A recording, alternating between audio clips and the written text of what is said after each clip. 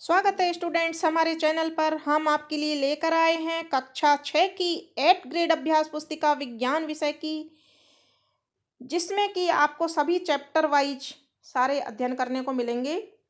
Chapter wise सभी प्रश्नोत्तर मिलेंगे। तो हम सबसे पहले शुरू करने जा रहे हैं पाठ 2 भोजन के घटक। इस पाठ 2 भोजन के घटक की सारी जानकारियाँ इन प्रश्नोत्तर के माध्यम से इस वीडियो में हम देने जा रहे हैं। आप वीडियो को पूरा देखें, प्रश्नों को समझें और वीडियो पसंद आने पर लाइक करें, चैनल को सब्सक्राइब करें और दोस्तों के साथ शेयर करें।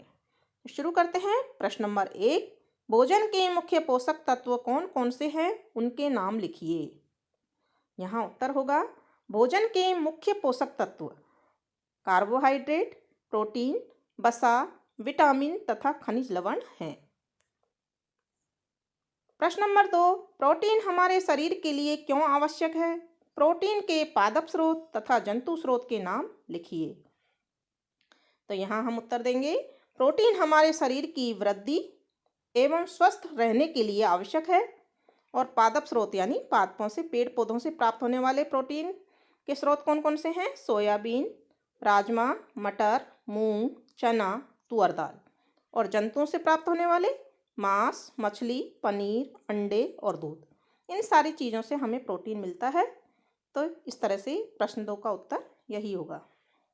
प्रश्न नंबर 3 है आहारी रेशे या रुक्षांश के मुख्य स्रोत कौन कौन से हैं और इसका क्या कार्य है?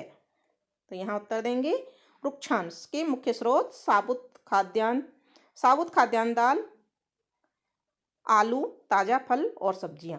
यानी साबुत खाद्यान्न जैसे गेहूँ को हम अगर मोटा पिसवा लेते हैं तो उसमें चोकर होता है, उसको हम फेंकें नहीं और खाएं तो उसमें रुक्षांश होते हैं। और साबुत खाद्यान्न जैसे मूंग, चना, इनको भिगो करके हम खाते हैं तो ये रुक्षांश कहलाते हैं। ताज़ा फल और सब्जियां भी हम सलाद के रूप में खाते हैं तो ये रुक्षांश कहलाते हैं। रुक्षांश का कार्य है यह भोजन का आवश्यक अंग है। यह भोजन का आयतन बढ़ा देते हैं और बिना पचे भोजन को बाहर निकालने में सहायता करते हैं, यानी कि हमारी पेट की सफाई का कार्य करते हैं।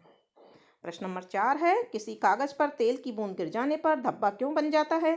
इस धब्बे से होकर आने वाला प्रकाश कैसा दिखाई देता है?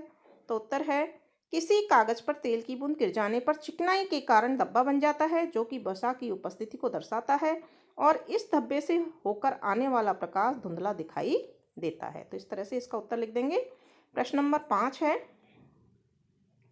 कार्बोहाइड्रेट के प्रमुख स्रोतों को चित्र बनाकर उनके नाम लिखिए।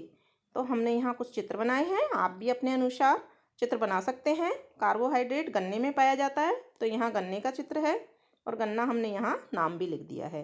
फिर गेहूं में, चावल में, बाजरा में, जिनका चित्र हमने बना दिया है। इसके अलावा आलू में, तरबूज में, मक्का में और पपीते में कार्बोहाइड्रेट पाया जाता है। इस तरह से आप भी चित्र बनाइए। प्रश्न नंबर 6 है विटामिन सी के प्रमुख स्रोतों को चित्र सहित समझाइए। विटामिन सी यानी कि खट्टी फल जो होते हैं उनमें ज़्यादातर विटामिन सी होता है, जैसे नींबू, आंवला, मिर्च, अमरूद, टमाटर और संतरा। इनमें विटामिन सी पाया जाता है। तो इनके चित्र यहाँ बने हुए हैं, आप भी इसी तरह से चित्र बनाकर नाम लिख दीजिए। प्रश्न नंबर 7 है अभावजन्य रोग किसे कहते हैं? अभाव से मतलब है किसी की कमी से, यानी कि अभावजन्य रोग वे रोग जो लंबी अवधि तक पोषकों के अभाव के कारण होते हैं, उन्हें अभावजन्य रोग कहते हैं। जो पोषक तत्व होते हैं हमारे कार्बोहाइड्रेट, वसा, विटामिन, उनकी अगर कमी हो जाती है तो किसी एक पोषक के अभाव में उसकी कमी से होने वाला रोग जो होता है वो अभावजन्य रोग कहलाता है। प्रश्न नंबर 8 है संतुलित आहार हमारे शरीर के लिए क्यों आवश्यक है? उत्तर है हमारे शरीर की वृद्धि एवं अच्छे स्वास्थ्य को बनाए रखने के लिए हमें संतुलित आहार की आवश्यकता होती है। यदि हमारे आहार में सभी एक भी पोषक तत्व की कमी होगी तो व्यक्ति उस पोषक की कमी से होने वाले रोग से ग्रसित हो सकता है।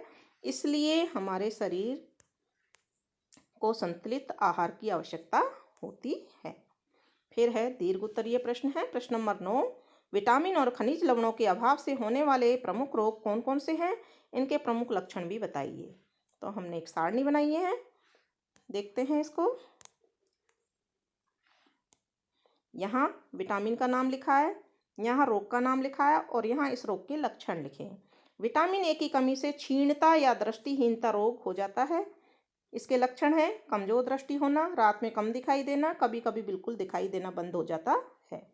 दूसरा रोग है विटामिन B1 की कमी से बेरी बेरी रोग हो जाता है, जिससे पेशियां दुर्बल हो जाती हैं और काम करने की ऊर्जा में कमी आ जाती है। तीसरा है विटामिन C, इसकी कमी से स्कर्वी रोग हो जाता है। स्कर्वी रोग में जो लक्षण हैं, मसूड़ों से खून निकलता है, घाव भरने में अधिक समय लगता है।